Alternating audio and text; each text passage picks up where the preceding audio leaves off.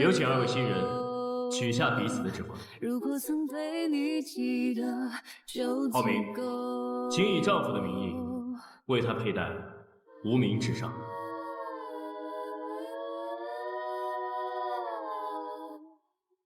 有请新娘取下指环，请以妻子的名义为浩明佩戴这枚戒指。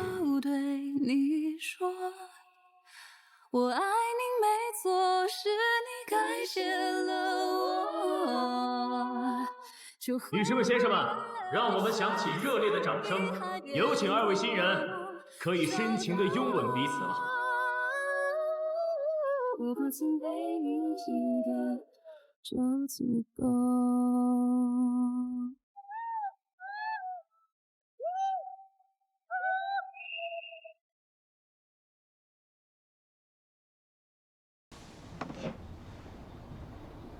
无边泳池见。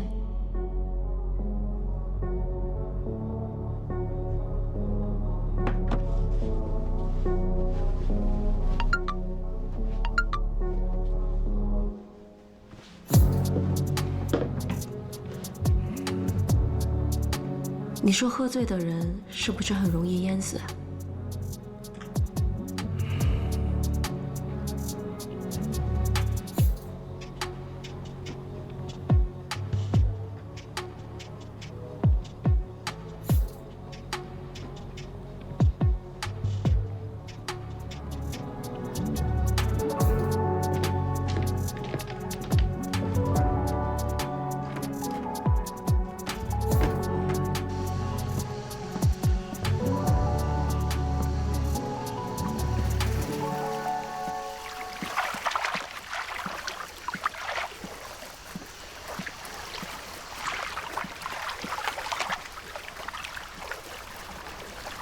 喝醉了在游泳池不安全，上来。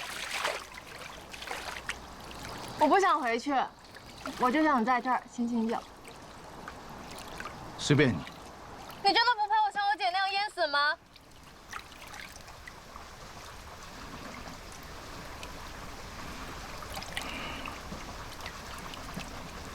不要轻易说淹死这个词，对谁都不好。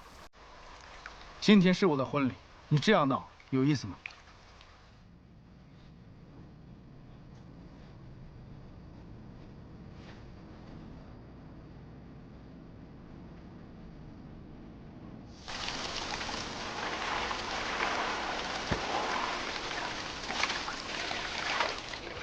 浩明哥，你还记得我们第一次见面吗？我记得很清楚，那天你穿什么颜色的衣服，甚至那一天的阳光，空气中散发的味道，每一个细节，我都记得清清楚楚。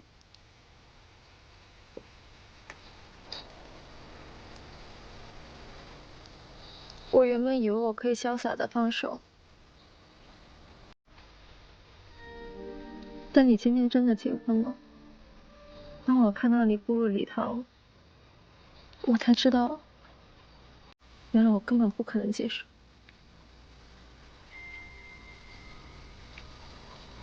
陈浩明，我爱你。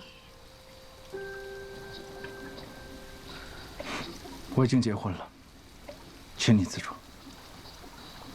你是说那个女人吗？你别以为她是什么纯情小白兔，她一见面就跟我装亲热装姐妹，不就是想知道我们什么关系吗？那个许愿心机深得很。你为什么要和他结婚？今天你在婚礼上面的协助已经非常卖力了，也没必要有任何的发散性想法，大可不必。如果你酒醒了，快点回去吧。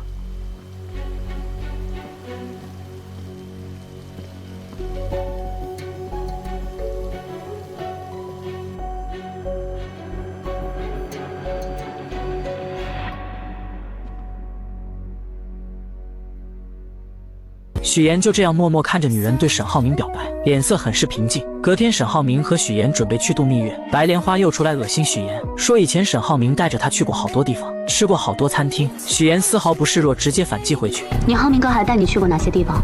麻烦你都整理好发给我。喝了酒就别进泳池，容易被淹死。女人这才反应过来，昨晚她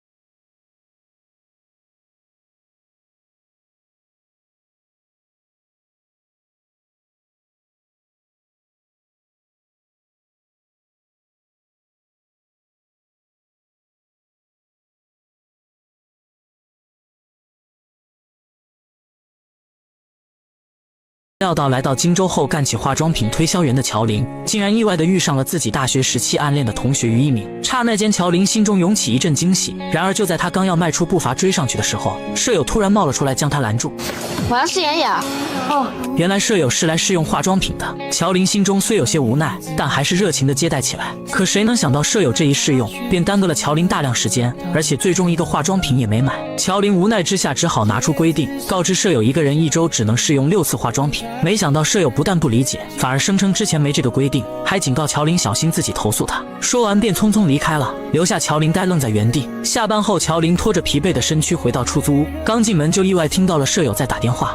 你们别舍不得花，早上吃几个鸡蛋都算来算去，能弄几个钱呀？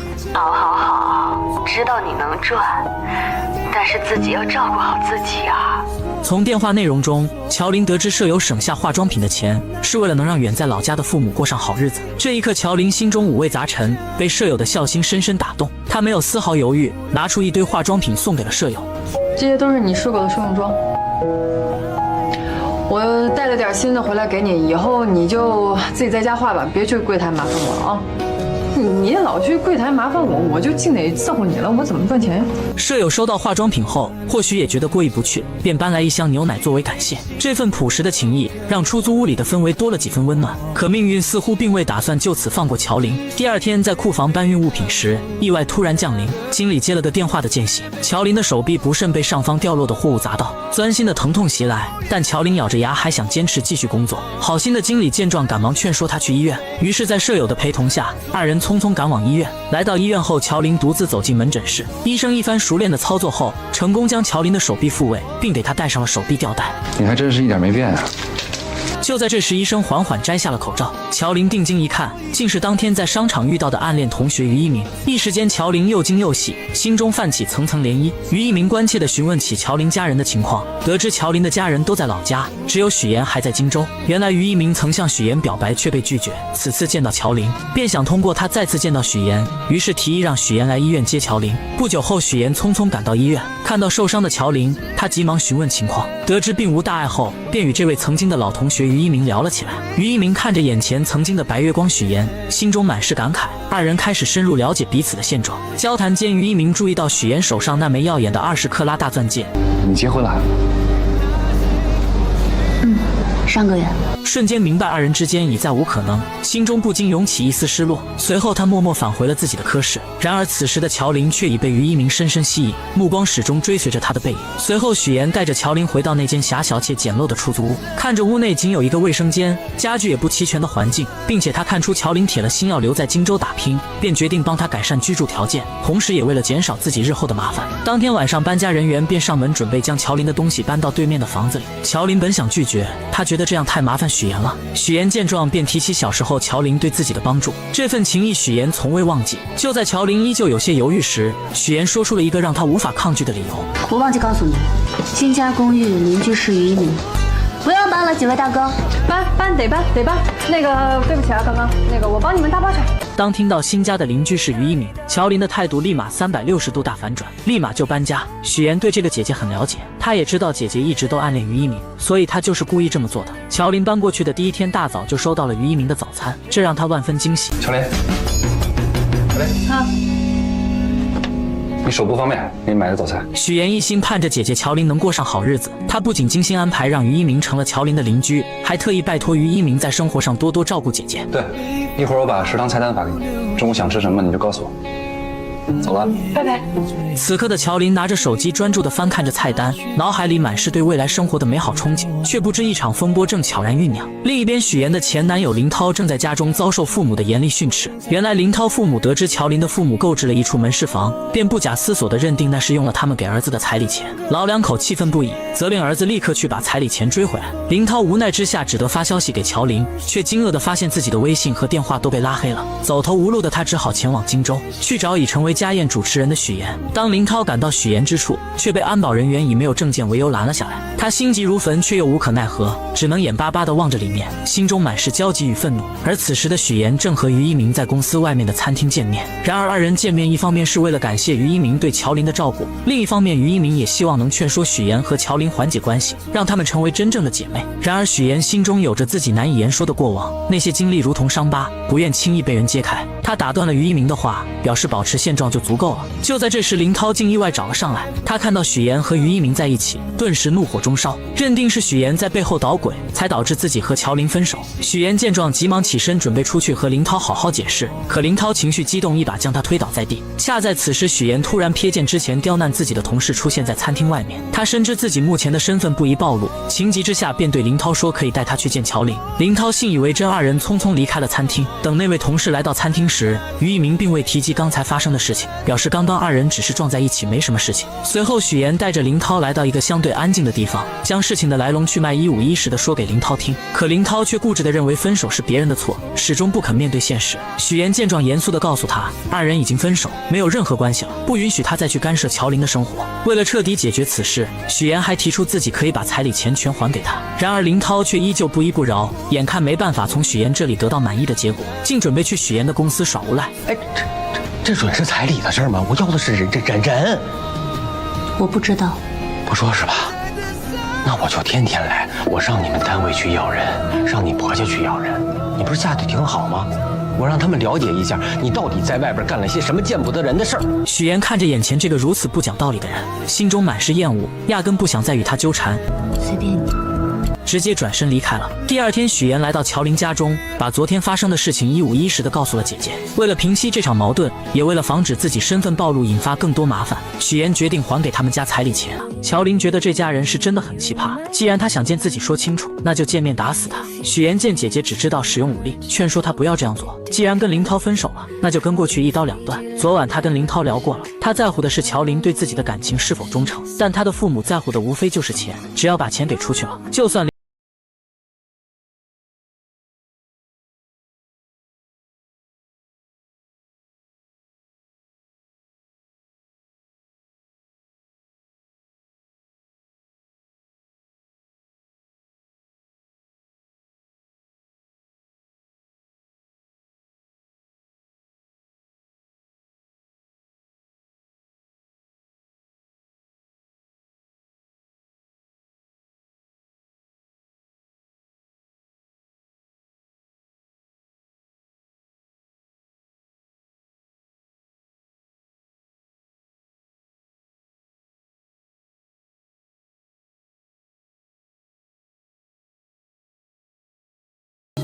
我原以为他会不依不饶，没想到这个人突然就消失了。不久后，许岩无意间发现沈浩明为了向父亲证明自己的实力，正在急于促成一项合作，可合作方十分瞧不起他这个太子爷。别吞吞吐吐，说。黄总说你是太子爷。令人始料未及的是，沈浩明志在必得的18号地项目竟横生波折。对方公司黄总听闻沈浩明是太子爷，并不想与他过快的签订合同。沈浩明面对这突如其来的状况，虽心中恼怒，却也无可奈何。无奈之下，他只能暂时按照原计划继续推进相关工作。回到家中，妈妈看着沈浩明疲惫又烦闷的神情，心疼不已，便劝说他刚进公司，很多事情处理起来难免棘手，有些难题还是先让你爸爸去解决为好。毕竟面对新人，合作时难免会有所顾虑。沈浩明听着妈妈的话，心中五味杂陈。他知道妈妈是为他好，但自己内心的那股倔强和想要证明自己的决心，让他一时难以接受这样的安排。就在这个时候，许岩敏锐地察觉到了沈浩明此刻的烦闷与苦恼，他看在眼里，疼在心里，决定要为沈浩明做些什么。到了晚上，许岩轻轻拉着沈浩明的手，二人一同来到了泳池旁边的台阶旁。许岩从女佣那里打听到，台阶上有一处沈浩明小时候做的石雕，原来小时候这处台阶缺失了一角，父亲本想着找人修补，却被年幼的沈浩明拦了下来。沈浩明凭借着自己稚嫩却充满创意的想法，亲手制作出了这个石雕。此刻在柔和的月光下，许岩看着石雕上面有一只小熊和一扇窗户，他意识到这只小熊就如同小时候的沈浩明，躲在房间中。虽然内心可能充满了孤单与无助，但他却总是把所有的不开心都深埋在心底，只展现出开心快乐的一面给外人看。所以我就给他安了一盏小灯，希望可以驱赶走那些不开心的阴霾，不再这么孤单。也就在这个时候，许岩希望沈浩明能明白，真正的伴侣不仅能看到他的光芒，更能与他一同分担生活中的风雨。终于，浩明被许岩的真诚和温暖所打动，那道一直紧闭的内心防线渐渐有了松动的迹象。他轻轻将许岩拥入怀中，二人在这静谧的夜晚紧紧相依。为了帮助沈浩明解决18号地项目的难题，许岩开始四处奔走，积极打听对方公司黄总的消息。经过一番不懈的努力和多方打听，他终于得知黄总为人十分古怪。原来黄总的老婆曾经身患重病，黄总不顾一切地放下所有的工作和生活，全心全意地陪着老婆四处看病。然而尽管他付出了所有的努力，倾尽了所有的心血，最终还是没能保住老婆的生命。这件事对黄总的打击极大，将他原本平静的生活彻底打乱。此后他的许多行为都变得十分奇怪。如今他在世上唯一的亲人，就只剩下在养老院的岳母于淑芬。于是一个计划在许岩的脑海中逐渐成型。第二天，许岩以捐款的名义精心准备后，成功来到了养老院。在与工作人员一番客套的交流后，他便怀着忐忑又期待的心情，准备前去见于淑芬。当他终于见到于淑芬时，却发现老人已经患上了阿尔茨海默症，且处于中晚期，状态十分不好。老人的眼神迷茫而空洞，不仅拿着扫把到处击打，嘴里还念念有词，又用手里的泥巴捏成素丸子。也就在这个时候，许岩想起了姥姥做的素丸子，那熟悉的味道和温暖的场景，如同电影般在他的脑海中不断回放。晚上回到家，许岩便和姥姥开始打视频电话，让姥姥指导自己做丸子。第二天，许岩再次去拜访于淑芬，他先是从包里拿出精心准备的美味桂花蛋糕，随后许岩想起之前了解到的信息，说起他和自己的姥姥都是支援边疆建设的第一批援疆人，他们有着相似的经历和回忆。果然，这一番话语让于淑芬暂时稳定了下来。然而就在许岩准备喂她吃蛋糕的时候，老人突然又一次失去了记忆，他眼神变得迷茫而警惕，认为许岩是小偷，不仅将蛋糕弄在许岩的身上，还紧张地拿出自己的泥巴丸子开始查看。眼看自己的泥巴丸子没缺少后，许岩便拿出自己亲手制作的素丸子。当于淑芬看到这熟悉的素丸子时，眼神中闪过一丝惊喜和熟悉，她的病情似乎在这一刻缓解了很多。在许岩温柔的安慰下，于淑芬开始吃起了蛋糕。许岩知道自己的这个计划或许能为解决18号地项目的难题带来一丝转机。许岩始终怀着满满的耐心与爱心，一次又一次地来到养老院陪伴于淑芬。他知道对于患有阿尔茨海默症的老人而言，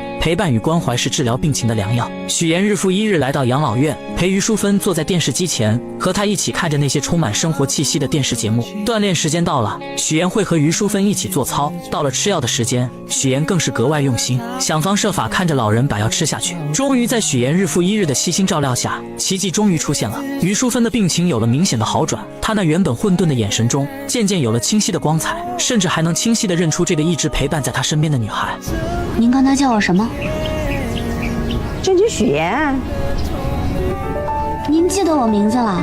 哦，我一一直记着你的名字呀。于淑芬病情的好转，自然也引起了黄总的注意。黄总平时工作繁忙，很少有时间来看望岳母，但每次来都能看到许妍在这里无微不至地照顾着老人。他看着许妍耐心地为岳母做出的这些事情，心中涌起一股深深的感动。他意识到这个女孩是多么的伟大，于是黄总开始多方打听许妍的身份。经过一番努力，他终于得知，原来这个一直默默照顾自己岳母的女孩，竟然是沈浩明的妻子。随后，黄总约上了沈浩明。这段时间，你爱人许妍经常去照顾我岳母，我岳母的病情也得到了缓解，状态也比之前好了许多。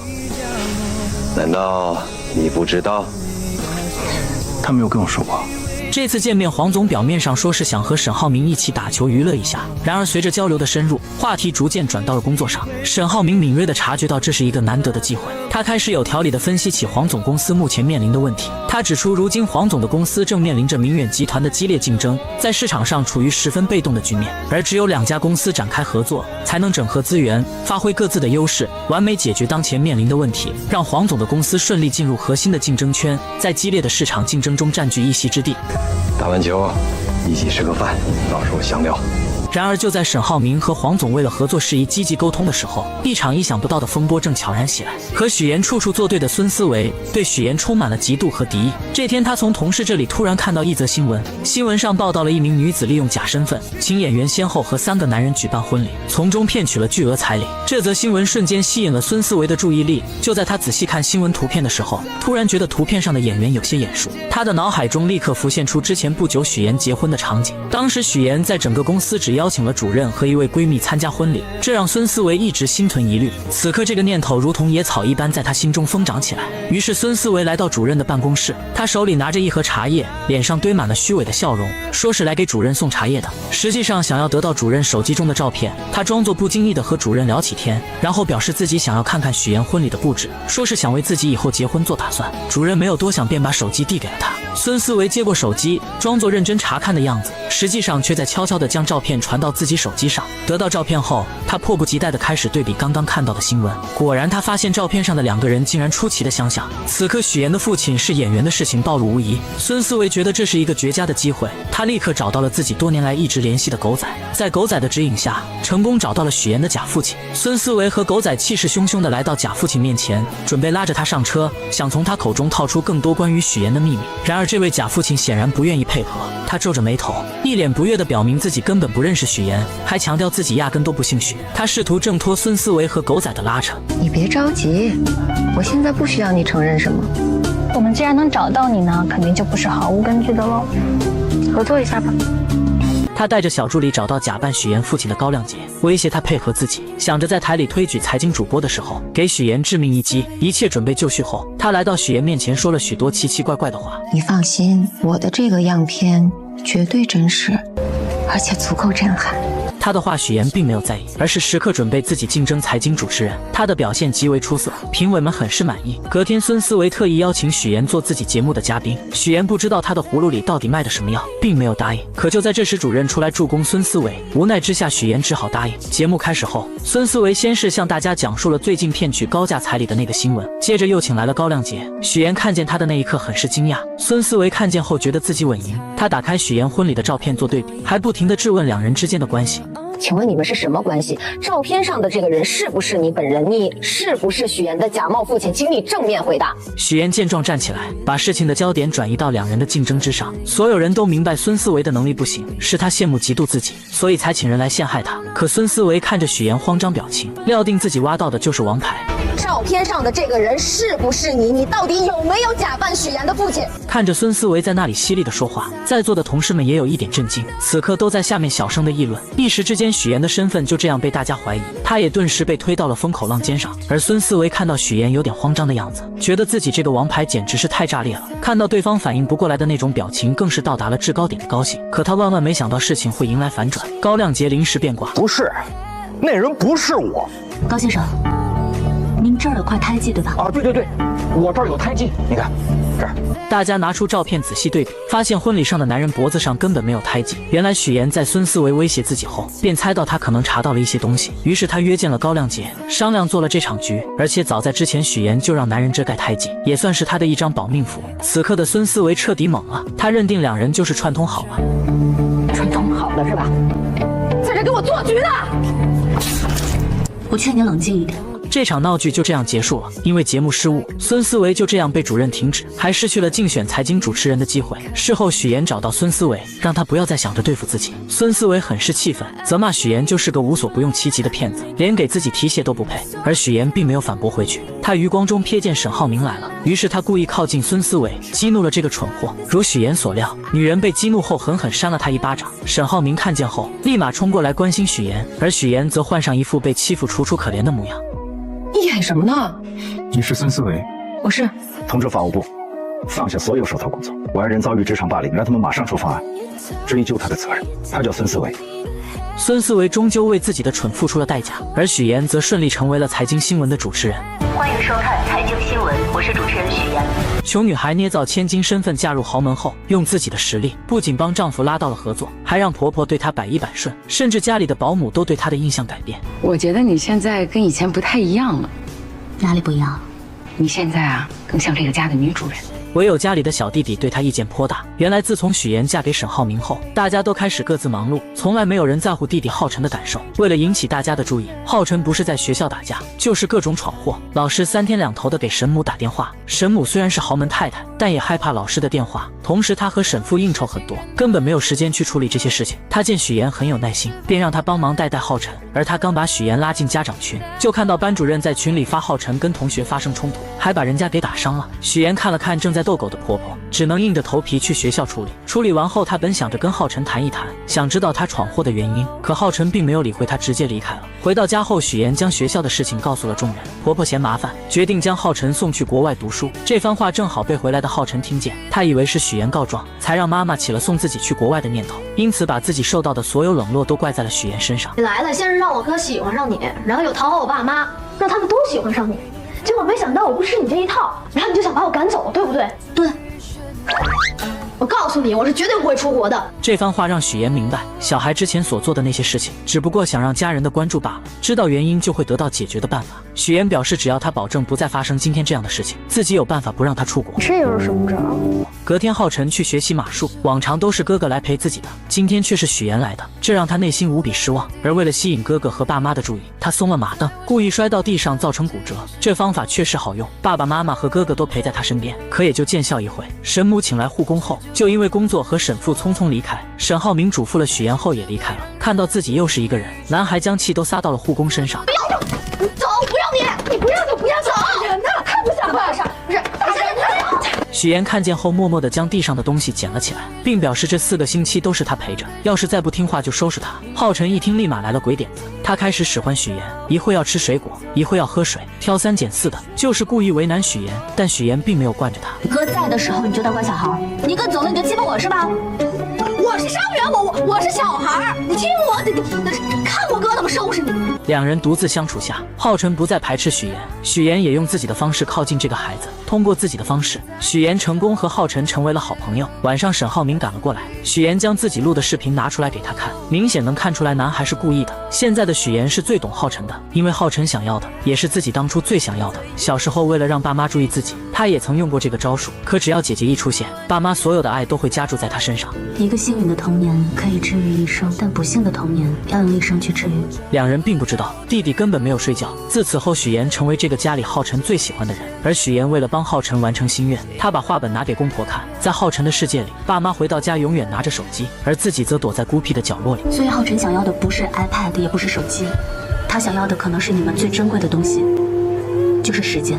知道这件事后，沈父沈母也意识到他们的错误，于是他们都抽出时间陪伴浩辰，而就只是陪着看看电视。浩辰都是无比开心。沈浩明将这一切都看在眼里，为此特意送了许岩一辆红色的跑车。那么沈浩明到底有什么秘密瞒着许岩？他知道许岩的身世，又为什么要和许岩结婚？而许岩每帮他一次，都会拿出一样东西当做奖励。但不管沈浩明到底爱不爱许岩，这个家已经离不开许岩了。不管是沈浩明还是弟弟，就连婆婆也是一样。可回来了。怎么了吗？下个月初就是晨晨的生日，你看咱们怎么给他办好？他喜欢你，你想个主题，他肯定喜欢。我想想，事情交给你，妈最放心。自从许妍当上财经新闻的主持人后，全家人都围在电视剧前看她。婆婆为此还特意挑选了一套珠宝送给她。此刻的许妍第一次感受到了久违的幸福。可就在她以为这种幸福会一直持续下去的时候，突然出现了一个不速之客。楼下大厅有一个姓周的先生找你。你还记得吗？我们俩第一次见面也是在咖啡厅。谁也没料到这位周先生与许妍竟有过一段意外交集。当年的许妍和周先生都在咖啡店内，各自与工作中介交谈着。许妍正为简历上父母职业一栏而苦恼，然而就在她愁眉不展时，面试官竟提出一个荒唐要求，让许妍在资料上作假，写成有国外经商经历。许妍一时陷入两难，内心纠结万分。就在这关键时刻，周同学挺身而出，及时阻止了许妍的作假行为。他认真地对许妍说，这种作假一旦被揭露，之前积累的所有信誉都会毁于一旦，未来的路将会布满荆棘。许妍听后陷入沉思，经过再三权衡，她最终决定以诚相待，如实填写资料。中介见无法忽悠许妍，便以各种理由拒绝为她介绍工作，随后气冲冲地离开了咖啡店。你这样，你这单我就做不了了，好不好？佣金有糊也不拿了，哎，什么情况？许妍失落地走在路上，手机铃声突然响起，又是一个公司拒绝她的电话。接二连三的打击让她的心情坠入谷底。就在她最无助的时候，周同学出现了。他手中拿着2朵用简历做成的向日葵，递到许妍面前，温柔地鼓励她不要放弃，要坚持下去。那2朵向日葵在夕阳的余晖下，仿佛散发着希望的光芒。然而命运似乎并未打算轻易放过他们。就在这时，周同学也接到了一个电话，电话那头传来他被公司拒绝的消息。不好意思啊，现在我也需要1朵。投资人手续不来了。那一刻，黄昏的光线洒在他们身上，两人竟成了同病相怜的苦命人。在交谈中，他们才知晓彼此的身份。回忆至此，许妍回过神来，看向面前的周泽远，好奇地询问他找到自己的原因。周泽远微微一笑，带着许妍来到自己的公司。一进公司便感受到一种蓬勃向上的气息。周泽远开始兴致勃勃地介绍公司的情况。公司近期完成了一系列融资，还在全世界各地开设了分部，甚至与各大知名机构达成了深度合作。此刻的他意气风发，浑身散发着功成名就企业家的自信光芒。二人来到办公室后，周泽远道出此次邀请许妍前来的真实目的。他希望通过许妍结识沈浩明，从而达成更多合作。许妍表面上不动声色，欣然同意，但心里却打起了小算盘。他提出想看看公司最近几年的财务报表，想对公司的实际情况有更深入的了解。就在这时，一位朋友匆匆赶来，说有重要的协议要与周泽远签订。周泽远抱歉地看了许妍一眼，便和朋友离开了办公室。许妍坐在办公室里等待的过程中，起身去了一趟厕所。没想到在厕所里，他竟听到了一个令人震惊的消息。我现在接的活特别轻松，网站一做，啥也不干，1天500呢，比你在剧组轻松多了。哎，要不你也过来吧？这个消息如同一颗重磅炸弹，在他心中掀起了轩然大波。为了验证这家公司是否如他所疑是个皮包公司，许妍决定四处探寻一番。他来到公司的设备区，工作人员手忙脚乱地操作着，却怎么也启动不了相关设备。他又看到有人打电话，走近一看，才发现电话线根本就没接上。再来到文件区，一旁的文件夹空空如也，没有一份有价值的文件。此时的许妍心中已然确定，这就是一家皮包公司。看着前来的周泽远，许妍强装镇定，说自己有事要先回去。周泽远似乎也察觉到了什么，于是看到了旁边空荡荡的文件夹，瞬间明白了许妍的意图。周泽远搞皮包公司骗钱，于是再次见到他，果断拒绝了他的要求。怎料周泽远早已做好了万全的准备，他以许妍的真实身份作为要挟。有一个道理你一定明白，那就是有些事情无论你再怎么努力，它都改变不了。就像我们这种赤身裸体的人，必须要给自己加上一件高贵的衣服。既然都是同类，那更要互帮互助了。面对周泽远的要挟，许妍真是累极了。回到家后，听见婆婆叫她，只能强颜欢笑的应对。明天婆婆的闺蜜马阿姨要带一个人来家里做客，不知道该做什么。许妍立马给出了意见，可她怎么也没有想到马阿姨带的人竟是周泽远。在喝茶的时候，周泽远不停忽悠两人，许妍只能眼睁睁看着他胡说八道。她不敢帮周泽远，更不敢揭穿他的真面目。实在听不下去的她借口接水离开了。可没想到周泽远竟追了过来，他彻底撕破脸皮，逼迫许妍让沈浩明投资。让你老公投资的事儿，我是跟你聊呢，还是跟你婆婆聊？你的商业计划书和你的财务报表，无论是我婆婆还是我先生看，都会发现漏洞。不要再想诸此的事情了。周泽远见许妍不上当，继续忽悠他，表示只要沈浩明一小笔的投资就行。但聪明的许妍很快就识破了他的阴谋。周泽远要的不仅仅是钱，他最想要的是沈家的名声，借沈家的势力骗更多的钱。你现在所做的一切都是敲诈勒索，是犯罪。小妍，我突然发现你这么维护沈浩明，这么在意他，你原来是个纯爱战士啊！我今天听到的最滑稽的故事，说一个贫寒女骗子嫁入豪门，她不是为了钱，她居然玩起了纯爱。你说这是不是比天方夜谭更？许岩直接泼了他一身水。本以为周泽远会收敛，怎料他直接找到沈浩明这里，当着许岩的面在雷区不停的试探。此刻的许岩害怕他说出真相，更怕沈浩明被自己连累。许岩没跟您说吗？是他约我过来的。我事情太多了，忘记跟你说了。没事。不久。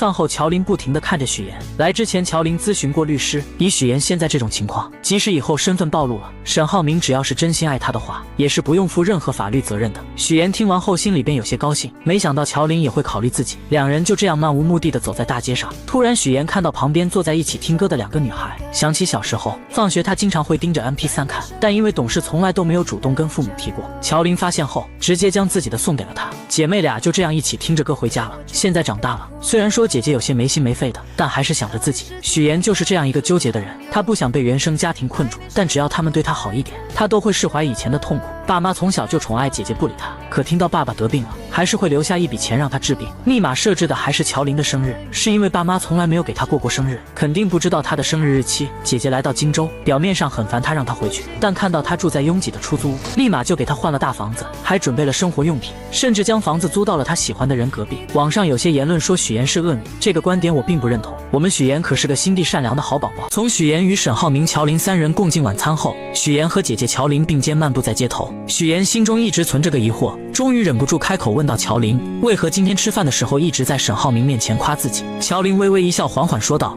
因为我想啊，我还不是为了让他知道你很爱他吗？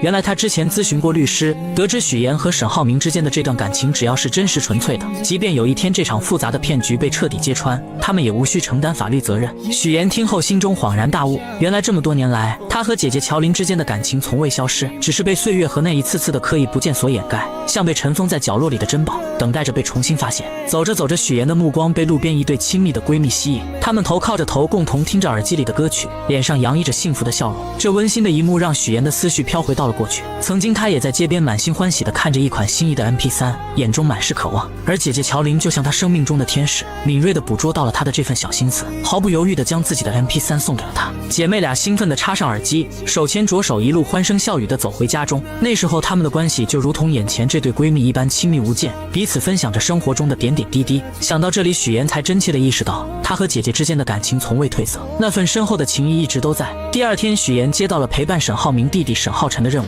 当沈浩辰看到前来陪伴自己的是许岩而不是哥哥时，原本期待的眼神瞬间暗淡下来。无论许岩如何苦口婆心的劝告，他都一脸冷漠，不愿多说一句话。沈浩辰心里只想着去马场骑马，仿佛只有在马背上飞驰，才能暂时忘却心中的失落。许岩无奈只好跟着他来到马场，在场外为他拍照拍视频。沈浩辰骑上新换的马，眼神中透着一股无畏的倔强。他在马场上肆意驰骋，风在他耳边呼啸而过。然而意外还是发生了，由于他过于大意，在一个急转弯处，脚从脚蹬上滑落，整个人从马背上重重地摔了下来。很快，家人纷纷赶到医院。经过医生的检查，沈浩辰腿部骨折，需要卧床休息。病房里气氛有些压抑，许岩和护工也来到了病房。儿子，爸爸和妈妈还有一个很重要的应酬，明天再来看你。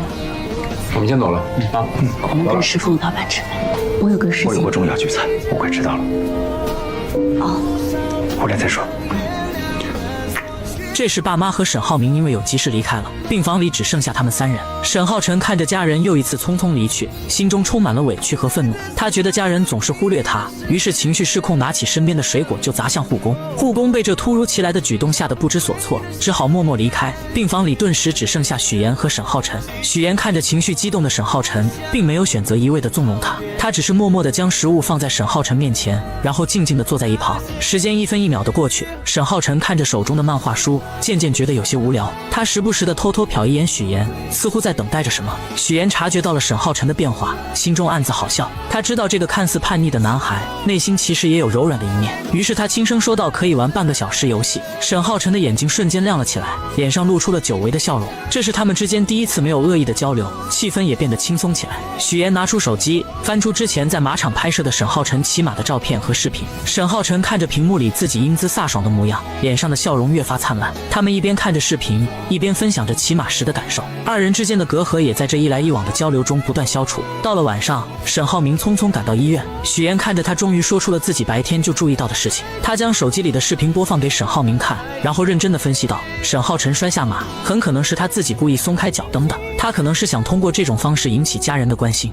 因为我观察过浩辰，每次爸妈和你在他身边的时候，他就特别的开心快乐。当你们离开，他就会变得很沮丧。为了让沈浩明更深刻地理解沈浩辰的内心，许岩缓缓讲起了一个故事。曾经有个小女孩，因家中经济负担过重，被无奈送去别人家寄养。尽管后来她被接回了家，可始终难以得到渴望的爱与陪伴。小女孩的父母对她的关注少之又少，哪怕小女孩的手被划伤，鲜血直流，父母也只是匆匆瞥一眼，便立刻跑去关心不小心摔在地上的姐姐。许岩深知，在优越的物质条件也无法替代亲人之间真挚的爱与陪伴。一个幸运的童年可以治愈一生，但不幸的童年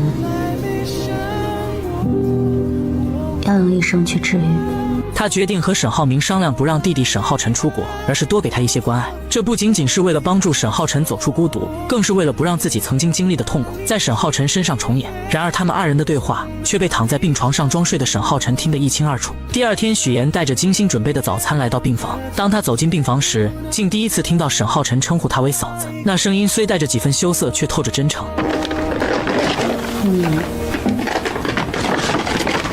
你刚才是叫我嫂子吗？嫂子。许岩微微一怔，随即露出了欣慰的笑容。他能感觉到沈浩辰正在一步一步的改变，变得温暖而懂事。就在这时，爸妈来到了病房。许岩在病房外拦住了他们，他希望爸妈能留下来一天，好好陪陪沈浩辰。他告诉爸妈，沈浩辰现在的状态很不好，内心极度渴望家人的陪伴。说着，许岩拿出了沈浩辰的画，那些画里大多是一个孤独的人影，在空旷的世界里徘徊。爸妈越看越觉得不对劲，脸上的担忧愈发浓重。许岩接着说道：沈浩辰平时陪伴最多的人只有家中的保姆阿姨，他最需要的不是昂贵的玩具，也不是奢华的生活，而是家人围坐在一起的温暖。爸妈听后陷入了沉思，他们这才意识到自己一直以来都忽略了沈浩辰的感受。在许岩的努力下，一家人终于齐聚在病房里，他们围坐在沈浩辰的床边，聊着一些生活中的琐事。虽然都是些微不足道的小事，可每个人的脸上都洋溢着幸福的笑容。一家人在这平凡而又珍贵的时光里，感受到了久违的亲情温暖。1周之后，沈浩明来接许岩下班。为了感谢许岩这段时间的付出，让沈浩辰有了如此大的改变，沈浩明直接送了他一辆保时捷。我只想给你你想要的生活。你就是我想要的生活。许岩刚准备去开车，手机却突然收到了一条消息，是周泽远发来的，他想和许岩见一面。许岩无奈地叹了口气，只好开车前去赴约。见面后，许岩开门见山，直言周泽远与沈浩明的合作不可能达成。接着他话锋一转，说出了整个公司都是临时演员的事实。原来这一切不过是他精心编织的一场骗局。其实被你看穿，我一点也不惊讶，毕竟请临时演员的套路，你比我熟悉。周泽远还提到许岩的父母，称他们并不在国外，而是在一个小县城里。他觉得让许岩帮他一把不过是小事一桩。许岩听着周泽远的话，心中五味杂陈。他看着眼前这个曾经充满阳光的男人，如今却变得如此功利和世故，仿佛变了一个人。周泽远还振振有词地说，自己不过是需要一个身份来包装自己，就像许岩营造高知家庭背景一样。许岩听着他荒谬的言论，心中涌起一股怒火。他终于明白，眼前的周泽远已经彻底迷失了自我，被欲望和虚荣冲昏了头脑。可周泽远又怎肯轻易罢休？他将许岩不肯帮忙，直接来到沈浩明面前，不停地提起许岩的假父母，试图让他说服沈浩明投资他的公司。但他心里的那点小九九早就被老谋深算的沈浩明看清，他并没有继续和这个骗子谈下去。谁知周泽远又找到许岩，直接撕破那虚伪的嘴脸。如果你还不配合我真的不能保证接下来会说什么。无论你说什么，我都不会让沈浩明牵扯进你的骗局里。周泽远还是低估了许岩对沈浩明的爱，不管他怎么胁迫，许岩根本不愿配合。怎料男人见许岩这样，为了拿到钱，他往后退一步。这次他可以不要沈浩明的钱，但这笔钱必须许岩来出。我给你1晚上的时间考虑，否则我就在网上曝光你。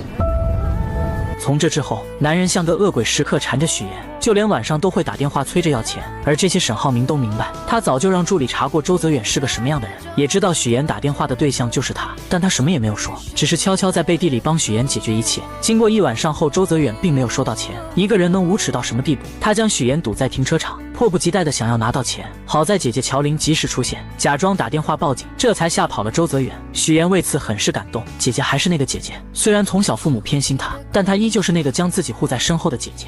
虽然姐没什么能耐，但是妍妍你放心，只要有我在，绝对不能让你受欺负了。我揍她。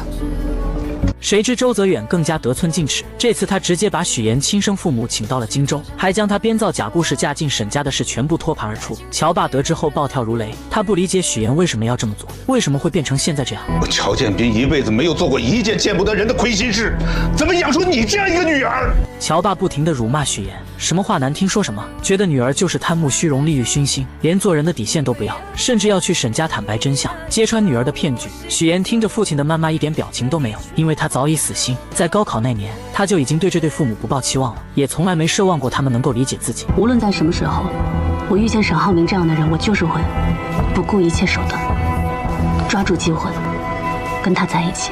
那你也不能欺骗人家。我也不想骗他，是因为从小我就知道，所有的事情我只能靠自己。许岩的话像棉花一样打在这对父母身上，丝毫没有波澜。此刻的乔爸从来没有想过他们的错，甚至觉得要不是他们把许岩接回来，他怎么会有今日？他从来不会想过许岩本该过上像乔玲一样的生活，可他的出生不被期待，只因为他不是个男孩，还患有先天性心脏病。不会的，你们不会知道你们做错了什么。听完这话的乔爸起身就要去沈家揭发许岩，乔母连忙拦住他，嘴上说着为女儿考虑的话，可这幅画面在许岩眼里却是无比的可笑。乔家两口子从来没有想过儿时的经历对许岩的影响有多大，他们也从来没有想过以前是多么偏向大女儿，他们只会觉得我养你一场，怎么到头来还成了我们的错了？是他们亲手把许岩推开，现在却又嫌弃他什么事情都不跟他们说，真是讽刺。这是在演哪一出啊？我明白了。是因为你们觉得这样的生活是应该属于乔玲的，而不是我。是说你们想要去跟沈家告发我，再从我这敲诈勒索一笔钱？你怎么能这么想？从此我们断绝父女关系，你再也不是乔家人。乔爸得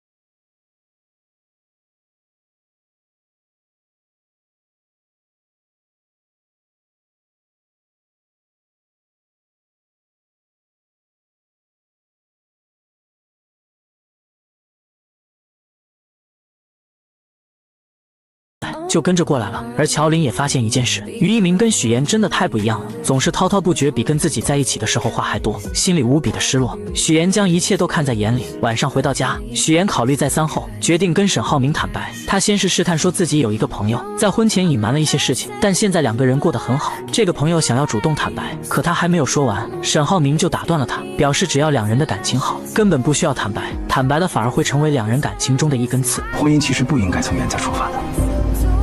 你说的，原则其实只是一种包装，一种说法而已。其实最后夫妻间有个好结果，才是最重要的，对不对？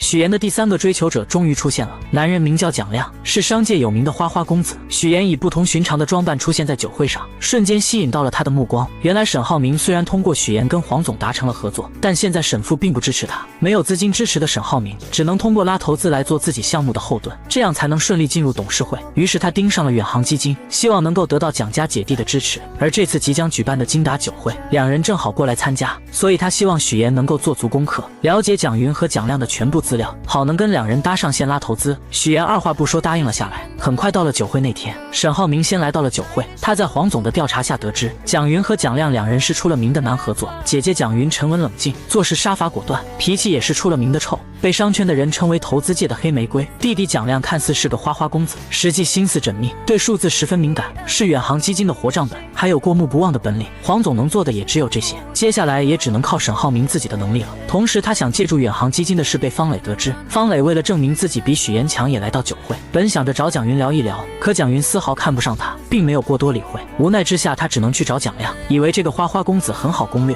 他看见蒋亮因为喝酒难受，便主动调了一杯特制的解酒秘方，番茄汁，然后再加蜂蜜，这两加起来可以解酒。这一幕正巧被沈浩明看见，瞬间勾起了他的回忆。那时的他跟一个女孩也曾经喝过这样的解酒神药，而女孩正是他的初恋女友，也是方磊的姐姐。此时的方磊并没有注意到沈浩明的到来，他蹲下身细心地为蒋亮擦掉鞋子上的污渍。沈浩明明白他这么做是为了帮自己，但他很清楚蒋亮只会在吃喝玩乐的时候才会想起身边的女人，于是他直接上前劝说方磊，这么做只是多此一举。我没那么大野心，我只是想帮到我们的项目，哪怕让他多一点好感，做花瓶，做陪衬，我都没有关系的，你不用管我，我心甘情愿的。绿茶不愧是绿茶，她的故作柔弱也确实吸引到了沈浩明的怜爱。看他为了自己跟别人喝得酩酊大醉，还是端来了一杯热牛奶。而方磊也很是绿茶，他故意将姐姐的手链留了下来，为的就是让她想起姐姐。另一边的许妍却与他不同，她故意穿着记者专用的马甲来到酒会，不一样的装扮瞬间不仅吸引到了蒋云，还有他的弟弟蒋亮也眼前一亮。许妍表示自己是外采太晚了，没来得及换衣服。这个马甲很方便，可以装很多东西，又防风防水。户外作业嘛，最害怕天气阴晴不定，设备一旦受到影响，就会前功尽弃。许妍的这副样子让蒋云想起了他以前的样子，看到对方很随和，便主动提出让他穿自己的礼服。小沈总真的很好福气，娶到你这么漂亮的妻子，工作能力又强，晚上还能陪着丈夫应酬，真的是贤内助。许妍听完后表示自己虽然嫁了一个好家庭，但更多的不想当一个贤内助，更想能够帮助丈夫。但蒋云早已识破了她的伪装，她开门见山地指出，许妍穿工作服现身，就是为了模仿自己以前当记者时候的装扮，用这种方式来博得她的好感。被戳破心思的许妍很是尴尬，但下一秒蒋云却说她成功了，因为刚才在她身上看到了曾经的自己。随后许妍拿出收集的蒋云以前采访的照片作为礼物送给她，这不禁让蒋云对她的好感加剧，她很喜欢这份礼物。出来后许妍借撩头发，对着沈浩明比了一个 OK 的手势，他瞬间明白成功了，于是他走过去，还主动帮许妍争取到了蒋云的专访。边走边聊吧。走吧。沈浩明成功和蒋云搭上线，看着许妍这样被蒋云众星捧月地带走了，方磊心里很不是滋味，于是他故意在沈浩明面前假装自己喝了许多酒的样子，来到卫生间吐，想要得到他的怜惜。而沈浩明也上当了，他来到方磊面前，表示自己和远航基金的合作已经谈妥了，让他没有必要再这么讨好蒋亮了。合作才刚开始，以后的路还长着呢，只要是对你有用的关系，我都会竭尽全力去给你维护好的。方磊的这波装可怜，成功让沈浩明开始心疼他，再加上他离开的时候还特意留下了姐姐的手链，让沈浩明再一次陷入了无尽的回忆中。而另一边坐在车上的方磊并没有喝醉，他十分清醒地跟旁边的人说着，这么多年来，他的心里只有沈浩明，从前是，现在是，以后也会是。尽管以前姐姐在的时候跟他在一起，可他心里还是忍不住喜欢沈浩明。一旁的男人一直都喜欢方磊，听着他的这番话，便耐心的劝说着他。他有妻子有家庭，夫妻感情又很和睦，你和他之间是没有可能的。这就不用你操心了。与此同时，回到家的沈浩明拿出那条手链，回忆着和初恋的种种。就在他沉浸在回忆中无法自拔的时候，许岩的出现打断了他的思维。你让我采访蒋总的事，怎么不提前问问我？许岩不理解沈浩明为什么那么信任自己，但听到他说自己是最好的，心里很是高兴，将那点怀疑全部都消散了。隔天，蒋家姐弟找到沈浩明提出合作，但却表示他不是他们心中理想的合作对方。此刻的沈浩明并没有慌，而是拿出昨晚拍的照片，表示许岩现在是公众人物，他的形象和公信力影响巨大。这张照片刚发上去就上了热搜，而且还推动了两家的股票上涨，足以证明与他合作只会赢不会输。而就在蒋家姐弟以为沈浩明做的这些都是迫不及待想要跟他们合作的时候，却被他反将一军。现在投资给我的刚好也是4家公司，那我为什么要选择远航？那我等你们电话。沈浩明走后，蒋云觉得这件事情变得越来越有意思了。因为这次事情的成功，沈浩明再次送给许岩一份礼物。看着手中厚重的礼物，许岩心里五味杂陈。一方面是他为沈浩明的用心而感动，另一方面则是内心的愧疚。礼物越贵重，他内心的负担就会越重。那些编织的谎言终究压得他喘不过气来。很快到了许岩的生日，沈浩明特意准备惊喜给他，可却因为方磊的一通电话给破坏掉了。原来方磊为了破坏两人，故意打电话给沈浩明，说自己已经见过浩辰了。沈浩明无奈之下只能先去找他。刚进来，方磊就以此为要挟，让沈浩明跟自己在一起。可沈浩明根本不喜欢他，他让方磊看在姐姐的份上放过自己。谁知方磊竟然直接拿起药全部喝了下去，嘴里还说着要去找姐姐。沈浩明见状夺过瓶子看了看，顾不得其他，立刻抱起方磊送他去医院。而此刻在工作室等了许久的许岩还在等待着沈浩明。不久后，沈浩明回来了。许岩以为他是因为工作上的事情耽搁了，并没有多说什么。许我耀眼中的沈浩明算是我看过的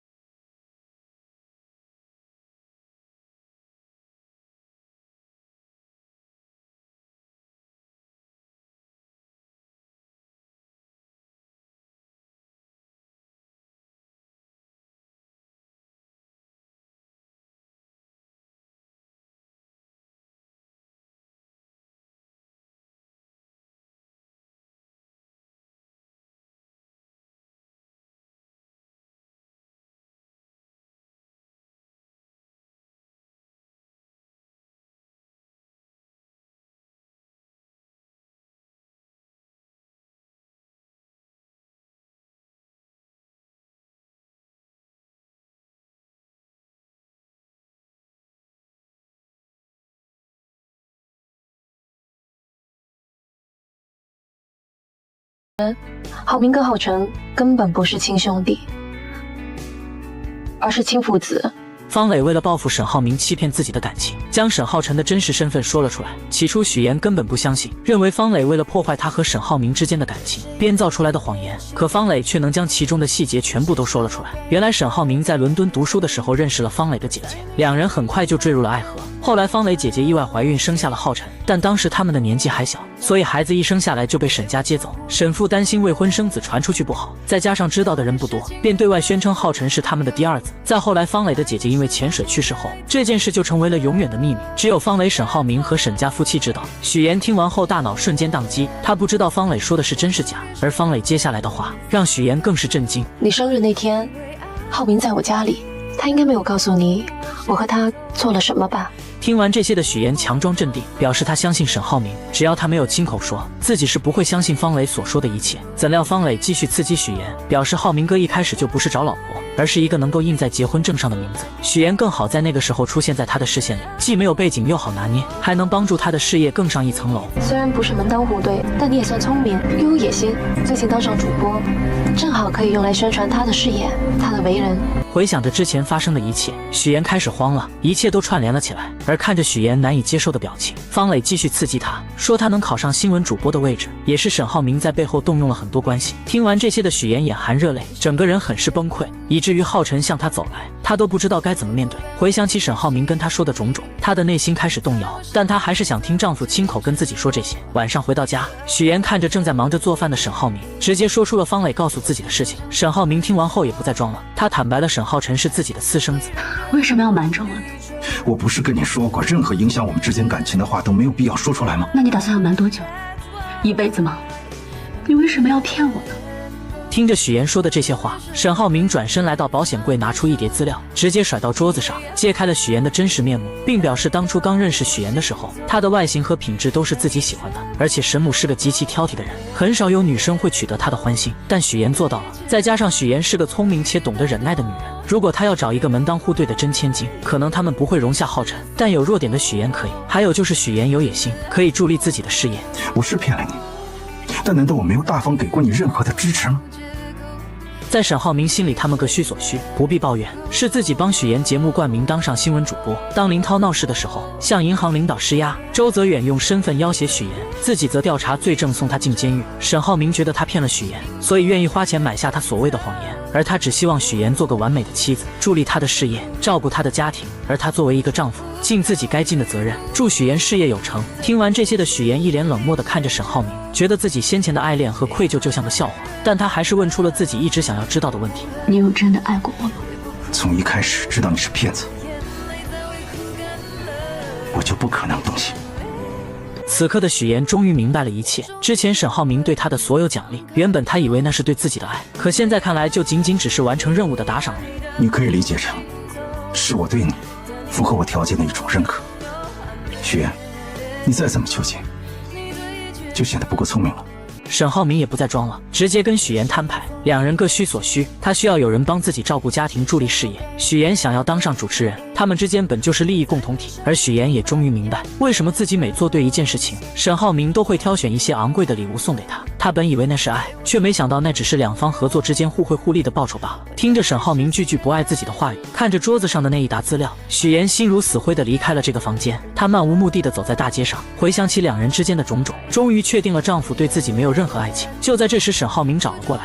此时看着沈浩明，想起一句话：你在众人之中，暮色深浓，无法辨认，不会再相逢。沈浩明上来开门见山，询问许妍有没有想清楚。此刻的许妍无比的平静，她表示要是想离婚的话，自己也会同意的。可沈浩明要的并不是离婚，现在他的新项目和公司正在起步中，不希望被离婚影响到，所以他还是希望许妍能和自己继续扮演恩爱夫妻。但真正动心的许妍自然是不肯的，她不希望跟沈浩明继续这样貌似神离的做一对假夫妻。怎料沈浩明直接以许妍的工作作为要挟。你现在还没有正式转入新闻岗，你应该不希望当中会出现什么差错吧？听完这些话的许岩突然觉得自己的这份工作像个烫手山芋一样，甚至想要脱离。随后许岩回到单位，录制完新闻后，听到了主任表扬自己，还让自己继续做下去的时候，他突然觉得沈浩明说的也没有错，自己做的这份工作确实能够为他提供顺风顺水的信息途径，而且这一切确实也是沈浩明给他的。他彻底想通了，于是回到家特意做了烛光晚餐，并放低姿态，想要挽回这份感情，表示自己可以做好一个妻子的角色，也可以接纳浩辰，但只求一点，希望沈浩明能够相信自己对他的爱是真的，无关身份和地位。然而面对许岩这么卑微的示爱，沈浩明却无动于衷。你还是图名或者图利吧，这样我还会觉得你真实点。就像你说的，我们之前说好的，无论在工作或者在家里，我们各司其职，互利互惠，这样不是挺好的吗？在沈浩明眼里，许岩就是个图名又图利的人，他不相信许岩对自己有真爱，所以许岩现在对自己所做的一切都只是演戏罢了。而此刻的许岩也彻底死心，他明白狼来了的道理，撒谎太多次说真话的时候，没人再相信。许岩就这样跟沈浩明两个人一起成为了表面的夫妻。看到沈浩明一个劲儿的在记者面前伪装两个人十分恩爱的样子，面对镜头许岩有点说不出话，甚至觉得丈夫在镜头面前在暗暗的点自己。沈浩明为此很是生气，他像对待下属一样对许岩，让他在第二天的慈善会表现好点，不要让人看出来。要你表现好好的，我保证新闻主播转正的机会你十拿九稳。谢谢沈总。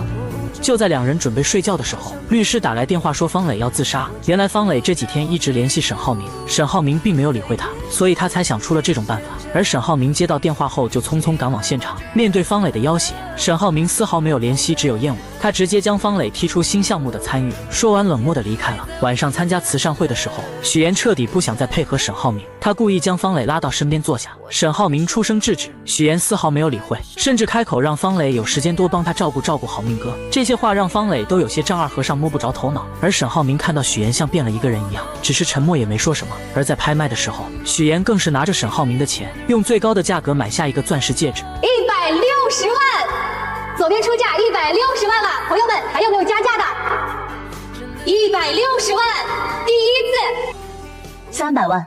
他在拍卖会上用沈浩明的钱拍下天价钻戒，然后很是大方地送给了方磊。拍卖会嘛，争来抢去的，不过就是个由头，煽心为主，所以在这里呢，不会有什么好东西。许岩这番话看似是在说钻戒，实际上是在暗指沈浩明，老娘现在不爱了，他就是个不值钱的，让方磊随时拿走。而沈浩明第一次看到这样的许岩，一时间不知道该怎么办，只能默默任由他胡来。两人走在一起的时候，沈浩明警告许岩适可而止，但许岩丝毫不在意，还拿他曾经说过的话对了回去。大方点，你说的。无人知晓他内心的真实感受。次日夜晚，老家的平静被一则电视采访打破。姥姥在屏幕上看到了许岩参加那个项目开工仪式的身影，他站在沈浩明身旁，面容却显得异常憔悴，眼神中透露出难以掩饰的落寞与疲惫。这位自幼看着许岩长大的老人，敏锐地捕捉到了孙女脸上的每一丝细微变化，心中不禁泛起阵阵忧虑。他似乎从许岩那冷漠的表情中读出了这些日子以来孙女所承受的不为人知的痛苦与挣扎。与此同时，许岩正坐在新闻后台的化妆间内，对着镜子用卸妆水缓缓擦去脸上的妆容。随着妆容的褪去，他的眼泪也不受控制的滑落。自从向沈浩明坦白了一切之后，他便陷入了深深的迷茫与无助之中，未来的路该如何走，他一无所知。就在这时，姥姥的电话打了过来，如同黑暗中的一束光，给予了他一丝慰藉。妍妍，你最近过得好不好呀？为什么突然这么问？没什么，就是在电视里看到你好像不太开心。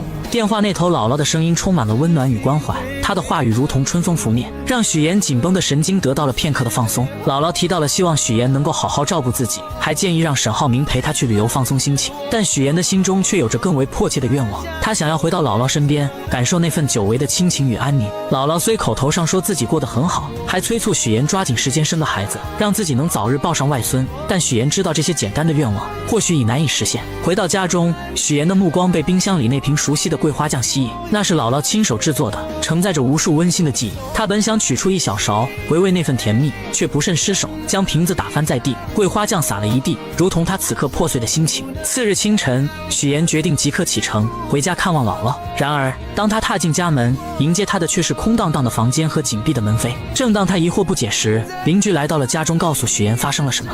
哎呦，妍妍，你可算回来了！昨天晚上你姥姥晕倒了，我们赶快给她送县城医院了。许岩顾不上多想，立刻驱车前往医院。在病房里，他看到了昏迷中的姥姥，心中充满了自责与愧疚。母亲告诉他，姥姥是间歇性脑缺血发作，幸好送医及时，才没有造成更严重的后果。此刻姥姥需要的是静养与陪伴。在许岩的坚持下，他留了下来，独自一人守在姥姥的病床前，看着这位唯一疼爱自己的人躺在病床上，生命如此脆弱，许岩的内心充满了前所未有的悲伤。他认为这一切的不幸都是因为那些无法言说的谎言所导致的。在这一刻，他终于下定了决心，要与沈浩明离婚，彻底结束这段充满谎言与痛苦的婚姻。夜幕降临，医院里一片宁静。谁让你回来的？醒了。许岩意外地发现姥姥竟然醒了过来，他看着眼前的孙女，眼中满是慈爱与关切。许岩向姥姥倾诉了自己的打算，想要在荆州为姥姥购置一处郊区的房子，让她搬来同住，以便更好地照顾她。但姥姥却看出了许岩的真正意图，她虽然感激孙女的孝心，但更希望许岩能够过好自己的生活，不要因为自己而耽误了前程。她习惯了乡下的宁静与自由，不愿成为孙女的负担，于是便想着让许岩回去，不要耽误了她自己的工作和生活。而另一边，沈浩明在公司里得知了许岩打算离婚的消息，心中五味杂陈。现在是他转正的关键，为了那个岗位，他努力了很久。他不会放弃这个机会，更不会放弃现在拥有的一切。沈浩明很是自信，他认为现在是许岩转正的关键时期，为了那个岗位，他努力了很久，不会轻易放弃这个机会，更不会放弃现在拥有的一切。但很快就被打脸了。晚上，许岩直接拿着离婚协议来到沈浩明面前。这一刻，许岩不再害怕沈浩明的威胁，也不怕被戳破谎言，宁愿净身出户也要离婚。我们离婚吧，不要你一分财产。一旦离婚，你现在享受的豪车、别墅、司机、保姆、奢侈品，以及跟沈家所有关系的资源，跟你一点关系都没有。本来就不属于我，而且我现在不需要了。许岩终究还是提出了离婚，谁知沈浩明为了维护自己在公司的声誉，竟用他的事业作为要挟。然而许岩根本不怕，他直接给方磊打电话，利用激将法让他说出浩辰是沈浩明儿子的事，然后录音，以此来威胁沈浩明答应。是想要和平分手，还是鱼死网破？你来决定。沈浩明从来没有想过许岩是爱他的，在他眼里，许岩是因为名声接近自己，认定他既图名又图利。他永远都不会知道，许岩是因为那瓶桂花酱和那个卡通的创可贴而爱上的他。许岩离开沈家后，再次找到自己之前的房东，租到了自己刚来荆州时租的房子。看着眼前熟悉的一切，此刻的他心里无比的轻松。他终于不用伪装自己，不再害怕被人揭穿谎言，大大方方的活出自我。另一边的沈浩明也没想到许岩会如此决绝，他拿出一幅画挡住了和许岩的婚纱照。隔天，许岩找离婚律师商量离婚事宜，没想到却被孙思维看见。刚才那个男的他是律师吗？丁律师啊，专打离婚官司的，他在律师圈很出名，他接手的都是顶级客户。很快这件事就在公司传开了，而方磊也得到了这个消息，他觉得自己终于有机会了，便用父亲的名义约见沈浩明。怎料沈浩明看到他转身离开，方磊见状追了出去。与此同时，来采访的许岩正巧看到了这一幕。你什么时候才能看清楚啊？我才是最爱你那个。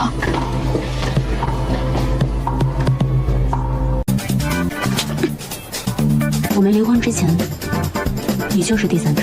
许岩的这一巴掌真是打在了我的心巴上。方磊本以为许岩提出离婚自己就有机会了，可沈浩明根本不喜欢他，就算是离婚了也不会跟他在一起。另一边，许岩回到公司后，因为离婚风波传得沸沸扬扬，主任将他叫了过去，声称有人举报他在家庭背景上撒谎了，想要知道到底怎么回事。许岩没有解释，直接提出辞职。现在的他不只是不想要工作了，甚至连沈浩明也不想要了。许岩如释重负地走出公司，然后来到沈家，向公婆坦白了一切。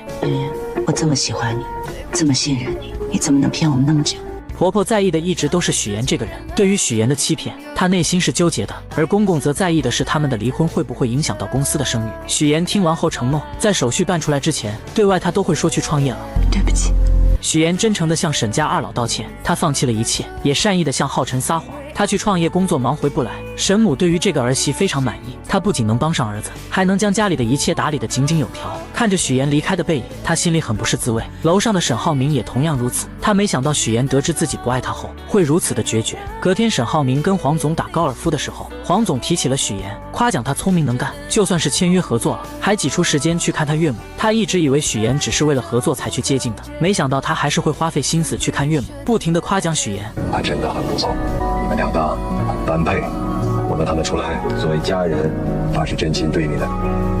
此刻的沈浩明会不会后悔呢？晚上，沈浩明回忆着他和许岩之间的点点滴滴。许岩帮助他完成合作，又帮他挡了老吴那一刀，这些举动都在表达着许岩是真心爱他的。他的内心无比纠结。而自从许岩离开沈家后，沈家就乱成了一锅粥。反应最大的就是浩辰。不吃了，一点也不好吃。我想吃嫂子做的龙井虾仁儿。他要创业，每天工作很忙，不能天天给你做饭。他创业就不能回来住吗？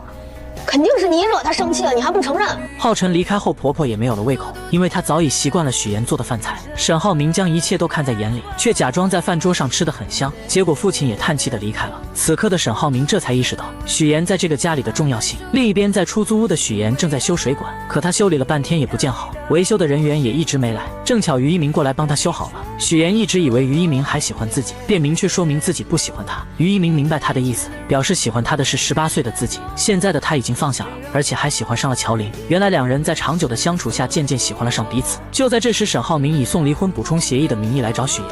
离婚补充协议书，给你看一下。我知道了，签完字我会闪送给你。